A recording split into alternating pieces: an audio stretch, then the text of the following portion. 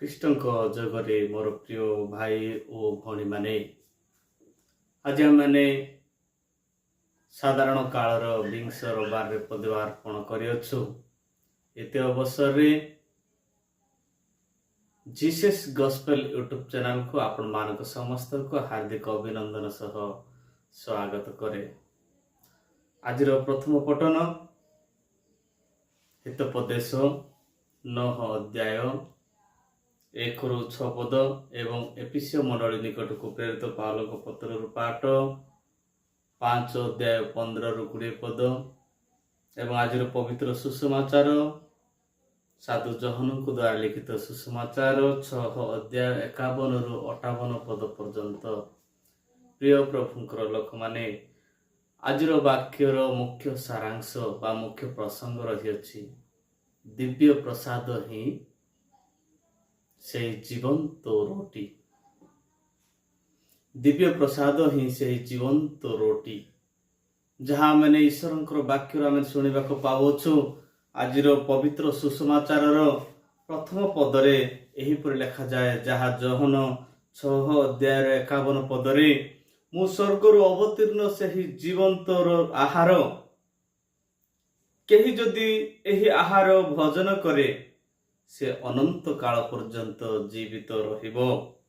ହଁ, ମୁଁ ଯେଉଁ ଆହାର ଦେବି ତାହା ମୋହର ମାଂସ, ମୁଁ ତାହା ଜଗତର ଜୀବନ ନିମନ୍ତେ ଦେବି। ପ୍ରେଜ୍ ଦ ଲର୍ଡ, ହାଲେଲୁୟା। ମୋର ପ୍ରିୟ ଭାଇ ଭଉଣୀ ମାନେ, ଆମେ ଈଶ୍ୱରଙ୍କ ବାକ୍ୟରୁ ଶୁଣିବାକୁ ପାଉଛୁ ଯେ ଯୀଶୁ ହିଁ ସେହି ଜୀବନ୍ତ ଆହାର ଏବଂ ଆମମାନଙ୍କର ଅନ୍ତିମ ବୋଝରେ ପ୍ରଭୁ ଯୀଶୁ ନିଜେ ସ୍ୱୟଂ ସେ ମଧ୍ୟ ଏହିଭଳି ସେହି ଶରୀର ଏବଂ ରୁଧିରକୁ ସେ ଏହିପରି ଦାନ ଦେଇଥିଲେ। ଆପଣମାନେ ଯଦି ଦେଖନ୍ତି ମାଥିଉ 26 ଅଧ୍ୟାୟର 26, 27 ଏବଂ 28 ପଦରେ ଏହିପରି ଲେଖା ଅଛି, ସେ କହିଲେ, ନିଅ ଭୋଜନ କର, ଏହା ମୋର ଶରୀର। ନିଜେ ସ୍ୱୟଂ ପ୍ରଭୁ ଆପଣା ଶିଷ୍ୟମାନଙ୍କୁ ଅନ୍ତିମ ବୋଝରେ ସେ କହିଲେ କି ନିଅ ଖାଅ, ଏହା ମୋର ଶରୀର। ଏବଂ ସେ 27-28 ପଦରେ ଏପରି କହନ୍ତି, ପୁଣି ପାନପାତ୍ର ନେଇ ଧନ୍ୟବାଦ ଦେଲେ ଓ ସେମାନଙ୍କୁ ଦେଇ ସେ କହିଲେ, ଏଥିରୁ ସମସ୍ତେ ପାନ କର, କାରଣ ଯେଉଁ ନିୟମର ରକ୍ତ ଅନେକଙ୍କ ପାଇଁ ପାପ କ୍ଷମା ଉଦ୍ଦେଶ୍ୟରେ ପାତିତ ହେଉଛି, ଏହା ମୋର ସେହି ରକ୍ତ। ମୋର ପ୍ରିୟ ପ୍ରଭୁଙ୍କର ଲୋକମାନେ, ଆମେ ଶୁଣିବାକୁ ପାଉଛୁ, ଜାଣୁଛୁ ମଧ୍ୟ ଯେ ସ୍ୱୟଂ ପ୍ରଭୁ ଈଶ୍ୱର ରୋଟି ଏବଂ ଦ୍ରାକ୍ଷାରସ ମାଧ୍ୟମରେ ଆମମାନଙ୍କର ପ୍ରତ୍ୟେକଙ୍କ ହୃଦୟକୁ ଆସନ୍ତି।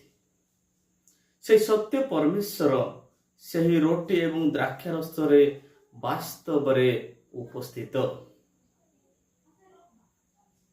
ସେଥିପାଇଁ ସାଧୁ ପାଉଲ କରନ୍ତି 11 ଅଧ୍ୟାୟର 27 ପଦରେ ସେ ଏହିପରି କହନ୍ତି, ଅତଏବ ଯେ କେହି ଅଯୋଗ୍ୟ ଭାବରେ ପ୍ରଭୁଙ୍କର ଏହି ରୁଟି ଭୋଜନ କରେ କିମ୍ବା ଏହି ପାନପାତ୍ରରୁ ପାନ କରେ, ସେ ପ୍ରଭୁଙ୍କ ଶରୀର ଓ ରକ୍ତର ଦାୟୀ ହେବ।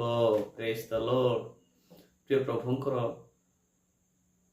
ଲୋକମାନେ, ଆମେ ଅବଗତ ହେବା, ଜାଣିବା ଯେ ବାସ୍ତବରେ ପ୍ରଭୁ ସେହି ରୋଟି ଏବଂ ଦ୍ରାକ୍ଷାରସରେ ଉପସ୍ଥିତ ଅଛନ୍ତି ଏବଂ ସେଥିପାଇଁ ସେ କହନ୍ତି, ନିଜକୁ ପରୀକ୍ଷା କର। ତବେ ବାସ୍ତବରେ ପ୍ରଭୁଙ୍କର ଶରୀର ରୁଧିର ଯଦି ମନେ ନ ଜାଣିକି ଆମେ ଯଦି ତାହା ଗ୍ରହଣ କରୁ, ତେବେ ଆମେ ତାହା ଦଣ୍ଡ ନିମନ୍ତେ କରୁଛୁ ବୋଲି ସାଧୁ ପାଉଲ 1 କରନ୍ତି 11 ଅଧ୍ୟାୟରେ ସେହି କଥା କହନ୍ତି। ପ୍ରଭୁଙ୍କର ଲୋକମାନେ, ଆମେ ଈଶ୍ୱରଙ୍କର ସେହି ବାସ୍ତବିକ ଜୀବନ କଥା, ବାସ୍ତବିକ ସେହି ସତ୍ୟତା କଥା ଆମେ ଦେଖିବାକୁ ପାଉଛୁ। ସେ କହନ୍ତି, ବାରମ୍ବାର ସେ କହନ୍ତି ଏହିଭଳି କି ଯେ ସତ୍ୟ ସତ୍ୟ ମୁଁ ତୁମମାନଙ୍କୁ କହୁଛି ବୋଲି ସେ କହନ୍ତି। ଜହନ 6 ଅଧ୍ୟାୟର 53 ପଦର ଆଜିର ସୁସମାଚାରରେ ସେ କହନ୍ତି, ସତ୍ୟ ସତ୍ୟ ମୁଁ ତୁମମାନଙ୍କୁ କହୁଅଛି, ମନୁଷ୍ୟ ପୁତ୍ରଙ୍କର ମାଂସ ଭୋଜନ ନ କଲେ ଓ ତାହାଙ୍କର ରକ୍ତ ପାନ ନ କଲେ ତୁମମାନଙ୍କଠାରେ ଜୀବନ ନାହିଁ। ପ୍ରିୟ ପ୍ରଭୁଙ୍କର ଲୋକମାନେ, ଆମେ ସତର୍କ ହେବା ଏବଂ ବିଶ୍ୱାସ କରିବା ଯେ ପ୍ରଭୁଙ୍କର ସେହି ରୋଟି ଏବଂ ତାହାଙ୍କ ରକ୍ତ ଯଦି ଭୋଜନ କରିବା ନାହିଁ, ତେବେ ଆମେ କ'ଣ ହବ? ବିନାଶ ହେବା। ଆମମାନଙ୍କ ପାଖରେ ସେ ଜୀବନ ନାହିଁ, ଶାଶ୍ୱତ ଜୀବନ ନାହିଁ।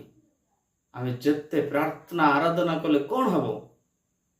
ପ୍ରଭୁଙ୍କର ଶରୀର ରୁଧିର ଯଦି ଆମେ ଗ୍ରହଣ କରିପାରୁନାହୁଁ, ସେ ଦିବ୍ୟ ବଳିରେ ଅଂଶୀଦାର ହେଇପାରୁନାହୁଁ, ତେବେ ଆମମାନଙ୍କ ପାଖରେ ସେ ଜୀବନ ନାହିଁ।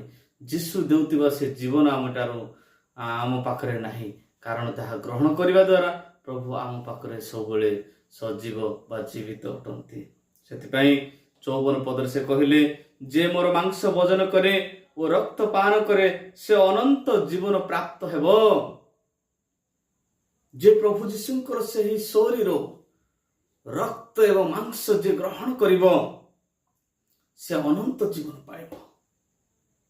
ଏହି କଥା ଯେତେବେଳେ ଜିହୁଦୀ ମାନଙ୍କ ସମ୍ମୁଖରେ କୁହାଗଲା, ସେହି ସମୟରେ ଜିହୁଦୀ ମାନେ ବାଗଯୁଦ୍ଧ କଲେ। ଆରେ ଆମମାନଙ୍କର ମଶାଙ୍କର ନିୟମରେ ତ ଲେଖା ଅଛି, ମାଂସରେ ରକ୍ତ ଯଦି ମିଶିଛି ସେହି ମାଂସକୁ ଭୋଜନ କରିବା ପାଇଁ ନିଷେଧ। ଯଦି ତୁମେ କୌଣସି ପଶୁ କିମ୍ବା ପକ୍ଷୀର ତୁମେ ଭୋଜନ କର, ତେବେ ସମ୍ପୂର୍ଣ୍ଣ ଭାବରେ ତାଙ୍କର ରକ୍ତ ଭୂମିରେ ଢାଳି ଦିଅ ବୋଲି କହିଲେ। କାରଣ ପ୍ରତ୍ୟେକ ପଶୁ ଏବଂ ପକ୍ଷୀ ମାନଙ୍କର, ପ୍ରତ୍ୟେକ ପ୍ରାଣୀର ରକ୍ତ ହେଉଛି ପ୍ରାଣ।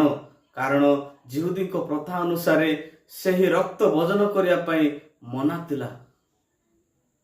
ସେହି କଥା ସେମାନେ ମନେ ପକେଇକି କହନ୍ତି, ଲେବୀୟତାର 7 ଅଧ୍ୟାୟର 26-27 ପଦରେ ଏପରି ଲେଖା ଅଛି, ପୁଣି ତୁମମାନଙ୍କର କୌଣସି ବାସସ୍ଥାନରେ ତୁମମାନେ କୌଣସି ପକ୍ଷୀର କି ପଶୁର ରକ୍ତ ଭୋଜନ କରିବ ନାହିଁ।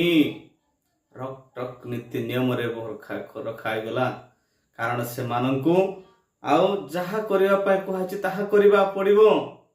ଯେକୌଣସି ରକ୍ତ ଯିଏ ଭୋଜନ କରେ, ସେ ଯିଏ ହେଉ, ସେହି ପ୍ରାଣୀ ଆପଣା ଲୋକମାନଙ୍କ ମଧ୍ୟରୁ ଉଚ୍ଛିନ୍ନ ହେବ।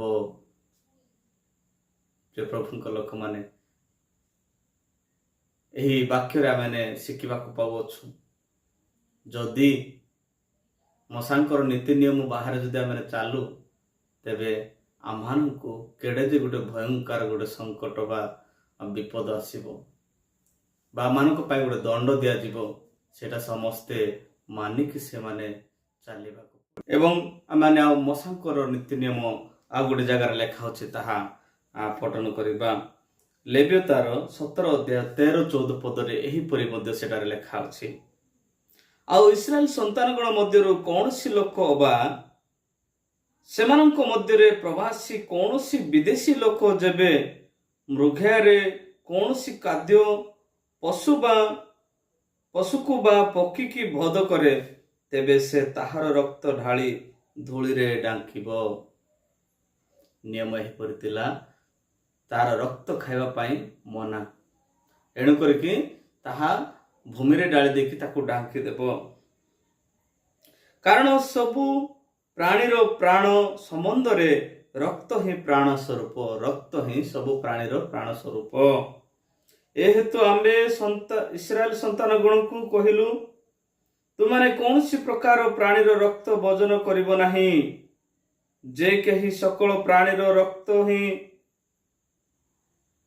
ତାହାର ପ୍ରାଣ, ଯେ କେହି ତାହା ଭୋଜନ କରିବ ସେ ଉଚ୍ଛିନ୍ନ ହେବ। ଯଦି କୌଣସି ପ୍ରାଣୀର ରକ୍ତ ଯଦି ଯିଏ ଭୋଜନ କଲା, ତେବେ ସେମାନଙ୍କର ମଶାଙ୍କର ନୀତି ନିୟମ ଅନୁସାରେ ସେମାନଙ୍କୁ ବାହାର କରିଦିଆଯିବ। ଏତେ କଡ଼ା ନିୟମ ଥିଲା ସେତେବେଳେ। କିନ୍ତୁ ମୋର ପ୍ରିୟମାନେ, ପ୍ରଭୁଙ୍କର ଶରୀର ରୁଧିର କଥା ଜିହୁଦୀ ମାନେ ବାଗଯୁଦ୍ଧ କରୁଥିଲେ।